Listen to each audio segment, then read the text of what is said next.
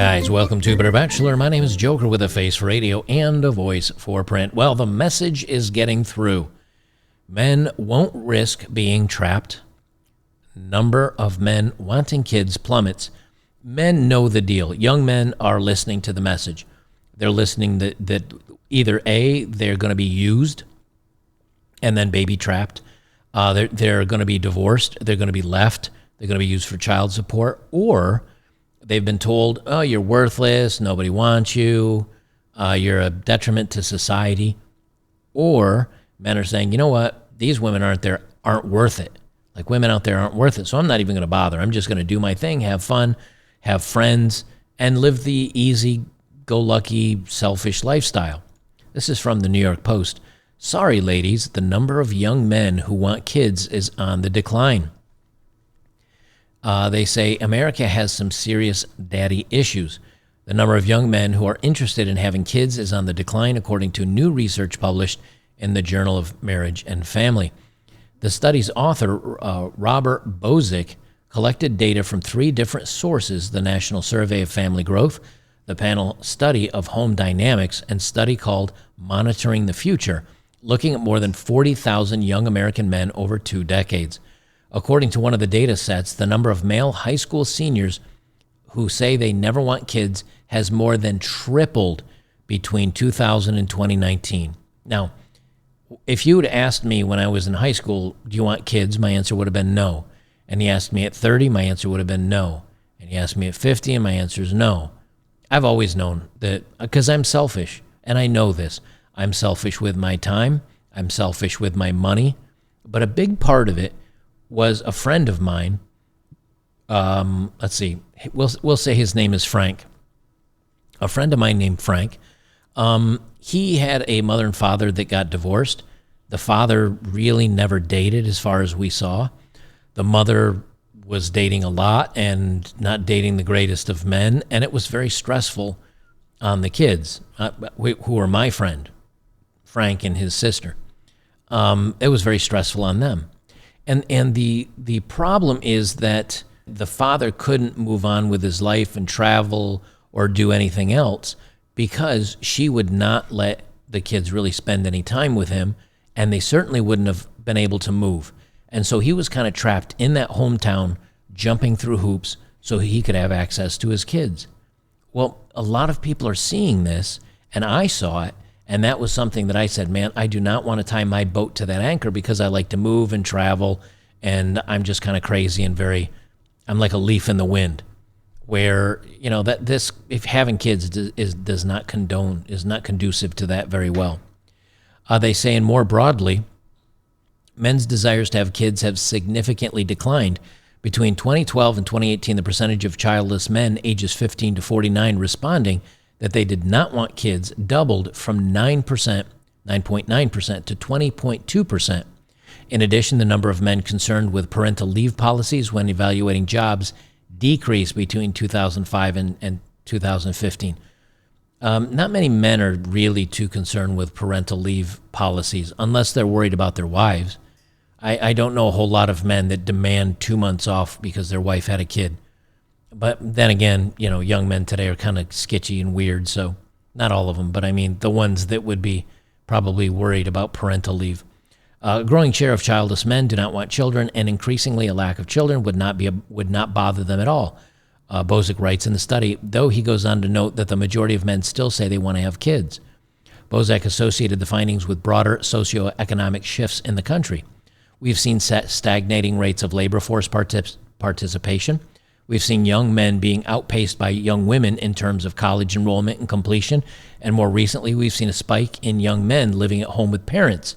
We've seen slower transition to adulthood brought on by changes in the broader economy. Well, here's the thing. If young men are not joining college, not graduating college at increasingly the same rates, if they go out there and instead of throwing $200,000 away for a degree, they decide to go out and be blue collar, women that have a degree don't want those blue-collar men, even if the woman is working as a barista because her liberal arts degree didn't get her a good job, and the guy's out there being a plumber making $100,000 a year. She thinks she's better than him. There's a whole lot more than just the economics of this and the job status and all that. a lot of this has to do with the dating situation as well. Gabriel Wilson, 24, who lives in Atlanta, realized he didn't want to have kids after he graduated from college, and he took a job working in a restaurant while pursuing his career as a freelance writer. Right there's a perfect example.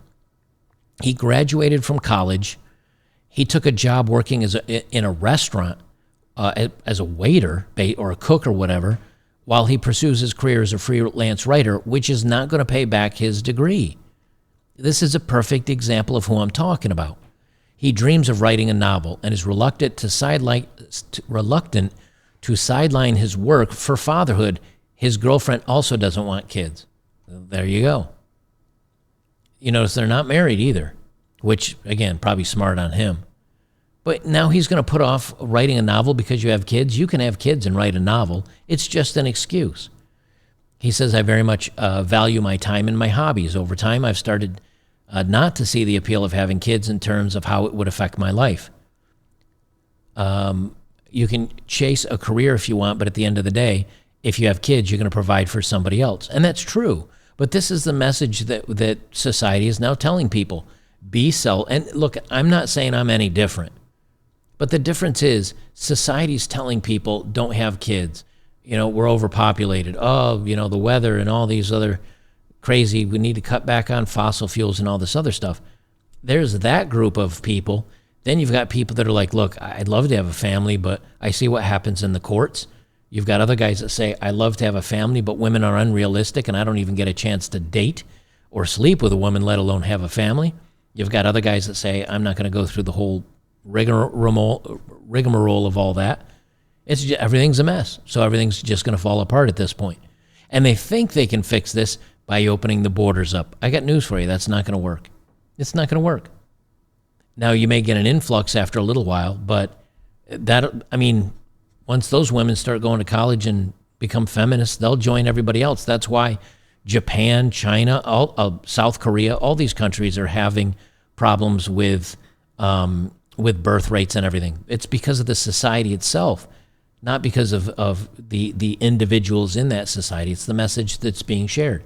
I share the same message here, but it's not, again, because I think it's wrong to have a family. I think most men should probably have or want a family. The problem is the numbers are against you, divorce is against you, the courts are against you, society is against you, the schools are against you, everything is against you. And when everything's pushing that hard back against you, well, what do you think's going to happen? What do you think's going to happen? Speaking of society, let me tack this on because this is a little bit shorter video. I'm going to tack this on because this is just a fun story. As you know, Garth Brooks is a country singer, but he's been a longtime Democrat. Doesn't really matter. Like, country fans still listen to his music. They didn't really care who he voted for. They didn't care. And I think that's how it was right up until the last 15 minutes ago. But Garth Brooks came out in support of Bud Light. And he said, hey, I'm going to serve this at my bar, and if you don't like it, you're an a-hole. And you should just not even walk into my bar. Now, this isn't on mainstream media, so I take it with a grain of salt. This is from the Dunning-Kruger Times. So take it with a grain of salt, but in the same token, the media is not going to tell you if something bad happens to somebody that supports, the LDHD TV community. And well, Garth Brooks come out, basically called conservatives and anybody that doesn't support the LDHD TV and the beers and all this message for the kids and all this other stuff. He came out and called them a-holes. Well, now, from, again, Dunning-Kruger Times, Garth Brooks cancels his bar's grand opening after the investors bail out. The brand is an embarrassment now. They say Garth Brooks made a huge mistake when he called a majority of beer drinkers a-holes. The promised boycotts of his newly branded but yet to open bar in Nashville have already cost him huge. 3 investors with a massive stake in the venture pulled out, telling Garth that he had to spoil the project. Brooks was forced to cancel his grand opening and consider his options. Now, that's what one outlet is saying. Another story, this is from Sportle X, grand opening at Garth Brooks' new bar draws maybe a dozen people. Now, this is from June 16th. This story here is, when is this from? Somebody left a comment on this June 16th. So I'm not sure which is accurate or if either is accurate. This one says, a grand opening at Garth Brooks' new bar draws maybe a dozen people. They say Garth Brooks made an awful decision to endorse Bud Light. It's not that it wasn't well organized or under advertised, said bar manager Joe Barron. It's that Garth had to come out and say what he did a week before our big night. Barron says he quit the bar after midnight came and the customer count reached just over a dozen. I was livid, he said. I spent like $300 on a white hat to match his feel-good attitude. Now I'm looking for work again. I don't know if either one of these are true, but I thought I would tack this on here in that it is now becoming, let me reach over and put it completely on me. It is now becoming in vogue. It is now becoming popular to support the counterculture. You know, for the longest time, the LDHD TV and the Rainbow Coalition and all this other stuff was the counterculture.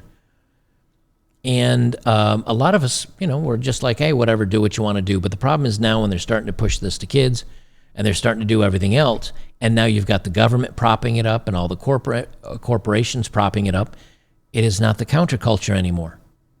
You know, having a family is now the counterculture. Having kids is now the counterculture. Being conservative is now the counterculture. Being sane is now the counterculture. If you watched my video that I did on that just a little while ago. So now the cool thing, the out thing, the counterculture thing is pushing back on this stuff.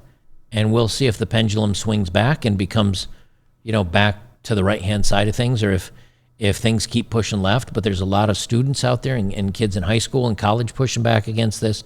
It'll be very interesting to see which side wins. Is there actually a pushback on this kind of stuff? And now it's, I don't know, it's almost you get more clicks for posting something like, you know, you get more clicks for posting stories like this might not even be true, but it's getting a lot of views. And if it's getting a lot of views, more people that are out there, you know, the narcissists and the people on social media that want a lot of views are going to say, hey, I'm going to start publishing stories about pushing back. And that means that is going to maybe get some traction and start pushing back against the madness. We'll see, but it'll be interesting to see. Guys, I'll leave it there. Don't forget, tomorrow night, Saturday night at the movies over at Locals. Please become a supporter today. I'd really appreciate it. For less than a cup of coffee or a crappy burger, you can now support me. All right, guys, we'll leave it there, and we'll see you in the next one.